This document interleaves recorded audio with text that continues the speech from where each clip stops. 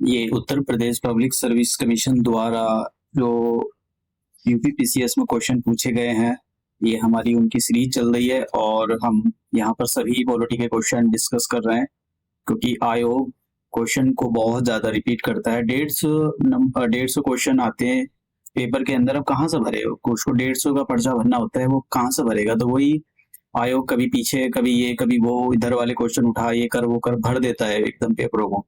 तो इसीलिए वो पिछले साल के क्वेश्चन पेपर जो नहीं करके जाता है, मतलब उसके सिलेक्शन के चांस 50% कम हो जाते हैं। आप समझ रहे हो? तो मतलब 50-50% चांस है कि आपका सिलेक्शन हो भी सकता है, नहीं भी हो सकता है, लेकिन अगर आप करके जाते हो तो 50% चांस बढ़ जाते हैं कि आपका सिलेक्शन हो जाएगा। तो अब देखते हैं हम पिछले जो पहला question, who was the constitutional advisor at the time of the formation of the constitution। देखिए मैंने यहाँ पर इधर इंग्लिश में और इधर हिंदी, दोनों इंग्लिश और हिंदी में दिया हुआ है, तो मैं इंग्लिश वाला पढ़ूंगा, लेकिन मैं क्वेश्चन का क्या पूछा है उसको एक्सप्लेन जरूर करूंगा, ठीक है? क्योंकि समझ में आए आपको कि क्वेश्चन इंग्लिश और हिंदी में भी समझ में आए। मैं पढ़ूंगा तो फिर बहुत टाइम लग जाएगा और लेक्चर बड़ा हो जाएगा। तो यहाँ पर ये देखिए, मैं आपको बताना चाहता हूँ कि ये जो वी एन रॉय थे, ये पहले पर्सन थे इन्हें जिन्होंने कॉन्स्टिट्यूशन का ड्राफ्ट तैयार किया था, ठीक है? कॉन्स्टिट्यूशन का ड्राफ्ट अम्बेडकर साहब ने पहली बार तैयार नहीं किया था। कॉन्स्टिट्यूशन का जो ड्राफ्ट है बी एन रॉय ने इन्होंने तैयार किया था, और फिर इसीलिए इनको कॉन्स्टिट्यूशनल एडवाइजर बनाया गया था, ठीक है? तो यहाँ पर जो लिखा है वो was the constitutional adviser at the time of the formation of the constitution. आप बी एन रॉय के बारे में गूगल भी कर सकते हो, काफी अच्छी पर्सनैलिटी, इनको काफी नॉलेज थी। तो इसका जो सही आंसर है वो है बी आंसर। तो हिंदी वाले भी देख सकते हैं, हिंदी वालों के लिए भी ये बी आंसर है। तो आंसर सही इसका बी आंसर है, ये बी आंसर, ठीक है? नेक्स्ट क्वेश्चन की ओर चलते हैं। तो नेक्स्ट क्वेश्चन ये है कि कॉन्स्टिट्यूएंट असेंबली सेटअप और drafting committee under the chairman of the doctor Ambedkar साहब। तो आपको ये बताना है कि इस डेट बतानी है आपको कि ये जो ड्राफ्टिंग कमेटी थी, देखिए ड्राफ्टिंग कमेटी में 7 मेंबर थे, 7 में से जिसमें से एक चेयरमैन थे अंबेडकर साहब और बचे कुचे 6 मेंबर थे, ठीक है? उनके नाम आपको पता होने चाहिए। के एम मुंशी एक नाम है उनमें, ठीक है? टी एन माधव एक दूसरा नाम है। तो आपको ऐसा पता होने चाहिए, वो नाम बहुत ज्यादा पूछे गए, आप क्वेश्चन देख भी सकते हो, आज क्वेश्चन आएंगे इस टाइप के। तो ये जो ड्राफ्टिंग कमेटी बनी थी, ये 29 अगस्त 1947 में इसको बनाया गया था। तो ये डेट आपको पता होनी चाहिए। देखिए ये ड्राफ्टिंग जो कमेटी है, इसका आंसर जो है हिंदी वालों के लिए भी डी हो जाएगा और इंग्लिश वालों के लिए कुछ चीजें तो आपको, मतलब सारी चीजें, जैसे ड्राफ्टिंग कमेटी के बारे में, इसके चेयरमैन कौन थे, कितने मेंबर थे, वो मेंबर कौन सी डेट को बनी थी, ये बहुत जरूरी, इनको क्वेश्चन पूछे ही जाते हैं। अब देख लेना कितने क्वेश्चन आएंगे। Next question, who amongst the following was not a member of the drafting committee of the constitution.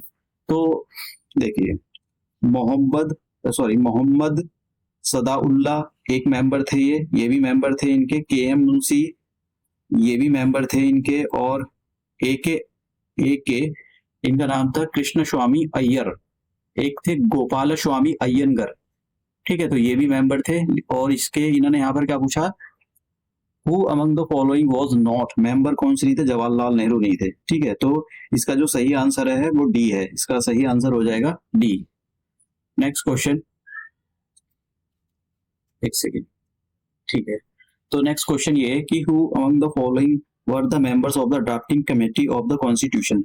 तो जैसे मैंने कहा कि एन गोपाला स्वामी अय्यंगर, ये एक तो ये थे, ठीक है? एक तो ये थे मेंबर, और अलादी कृष्णा स्वामी अय्यंगर एक ये थे, और एक मैंने आपको अभी पीछे बताया, सॉरी, एक अभी बताया था मोहम्मद सदाउल्ला, के एम मुंशी भी ये भी थे। जवाहरलाल नेहरू जो है इसके मेंबर नहीं थे, तो जवाहरलाल नेहरू इसके मेंबर नहीं थे। देखिए तो सेकंड ऑप्शन हमारे आंसर में नहीं आना चाहिए। इसमें ये पूछा कि कौन कौन ड्राफ्टिंग कमेटी के मेंबर थे, तो जवाहरलाल नेहरू नहीं थे, तो इस हिसाब से हमारा जो आंसर है वो डी एलिमिनेट हो जाएगा। सेकंड ऑप्शन हमारे आंसर में नहीं आना चाहिए।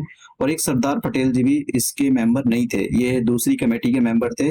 जैसे सरदार पटेल जी को बनाया गया था प्रोविंशियल कॉन्स्टिट्यूशन कमेटी का चेयरमैन बनाया गया था, वो इन्हीं के हाथ में दी गई थी। तो इसका जो फोर्थ ऑप्शन भी हमारे आंसर में नहीं आना चाहिए, तो मैंने ए आंसर एलिमिनेट किया, बी आंसर एलिमिनेट किया, तो बचा क्या? C answer. तो इसका जो है आंसर सी। जो जवाहरलाल नेहरू थे, इनको 3 कमेटी दी गई थी। एक तो इनके पास यूनियन पावर कमेटी दी गई थी, एक यूनियन कॉन्स्टिट्यूशनल कमेटी दी गई थी और स्टेट निगोशिएशन कमेटी दी गई थी पंडित जवाहरलाल नेहरू को, और सरदार पटेल जी को एक कमेटी दी गई थी ये प्रोविंशियल कॉन्स्टिट्यूशन कमेटी, एक कमेटी इनको ये दी गई थी। अब बात करते हैं हम नेक्स्ट क्वेश्चन की। तो अब यहाँ पर ये पूछा है कि drafting committee of the constituent assembly under the doctor B R Ambedkar had how many others. देखिए अब जो भी मतलब बहुत जल्दी जल्दी जो क्वेश्चन सॉल्व कर रहा होगा ना वो तुरंत इस पर आंसर लगाएगा 7, तुरंत लगाएगा इमीडिएटली। यहाँ पर किस वर्ड पर ध्यान दीजिए, other, how many other members. मतलब ये कहने का मतलब ये जो ड्राफ्टिंग कमेटी थी, ठीक है, ये जो ड्राफ्टिंग कमेटी थी इसके 7 मेंबर थे, जिसमें से 6 मेंबर और एक चेयरमैन था। तो चेयरमैन तो अम्बेडकर साहब हो गए, और जो और 6 मेंबर, यही पूछा है कि और दूसरे कितने मेंबर थे, तो और आंसर है इसका ये। ठीक है, तो जल्दी जल्दी में सही आंसर गलत करना, ये मतलब क्वेश्चन को पढ़ना जरूरी होता है कि भाई आप क्वेश्चन का सही जो पूछा गया आप दे रहे हो आंसर या नहीं, अदरवाइज फिर बाहर निकलने के बाद कि हमने ये ठीक किया वो ठीक किया, कुछ ठीक नहीं होता, गलत हो जाता है। तो सही आंसर कितना हो जाएगा इसका, बी।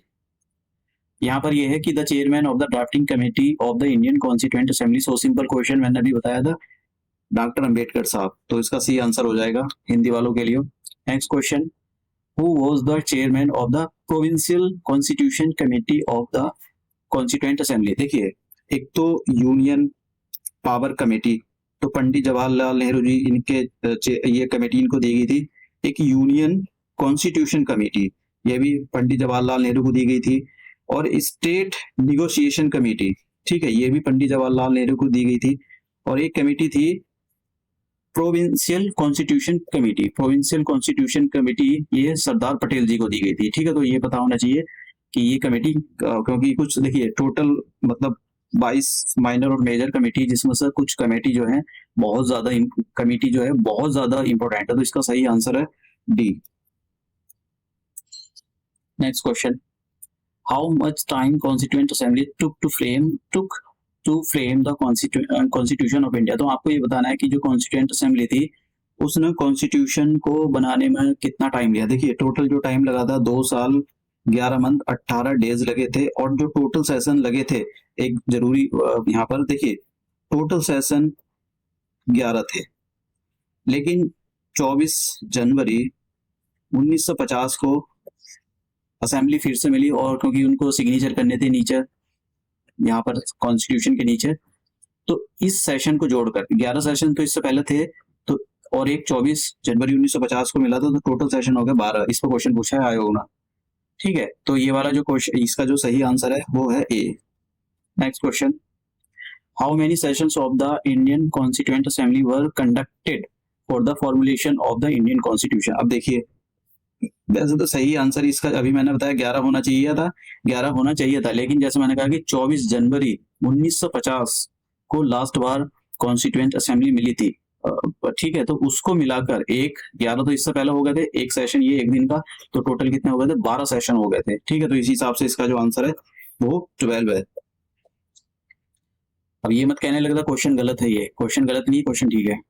देखिए अब ये वाला काफी important question, in relation to the formation of the constitution of India which of the following sentence is correct. तो आपको कॉन्स्टिट्यूशन के रिलेटेड ये बताना है कि कौन सा सेंटेंस इसमें, कौन सा वाक्य इसमें सही है। ठीक है, तो अब ये है कि देखिए जो आपको पता है पहले उसके बारे में देखो।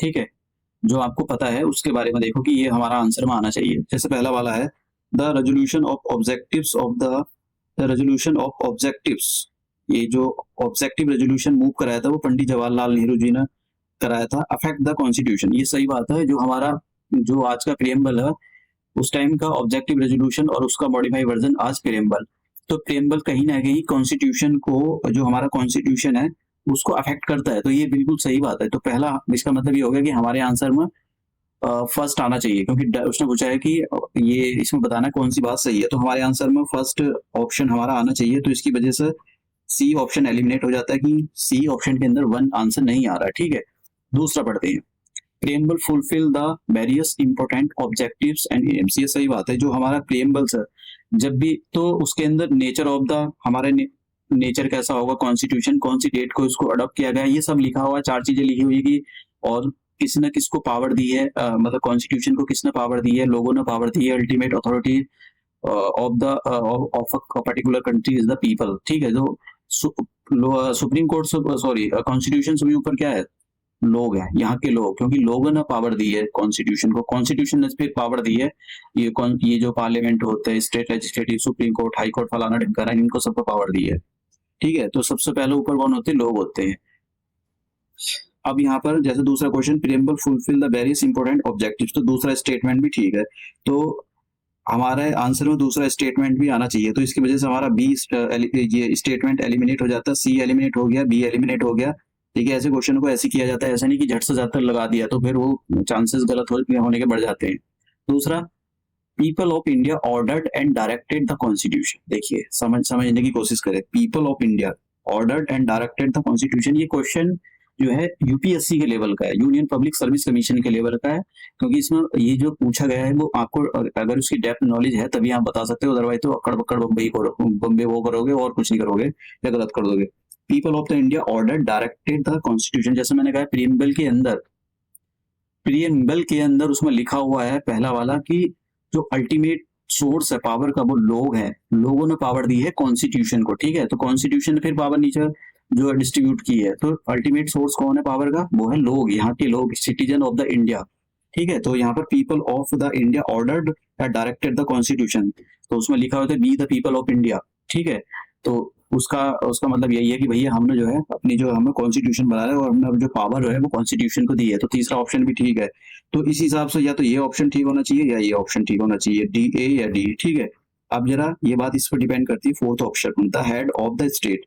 अब ये जिनको यही नहीं पता हेड ऑफ द स्टेट कौन होता है, तो वो ऐसे लगाएंगे प्राइम मिनिस्टर होता है हेड ऑफ द स्टेट।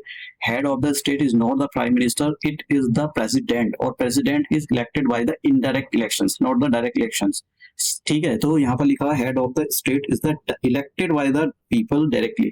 तो हेड ऑफ द स्टेट जिसको नहीं पता है कि हेड ऑफ द स्टेट कौन होता है, तो फिर तो ये भी सही होगा, ये भी सही होगा, ये। और मोस्ट देखिए होता क्या है कि जो पीसीएस वाले होते हैं वो क्या करते हैं कि यार ऑल ऑफ अवर पे ज्यादा ऑप्शन ठोकते हैं, ठीक है। मतलब भाई ऐसा जरूरी नहीं है कि वो सही ही होगा, आपको क्वेश्चन को पढ़ना चाहिए।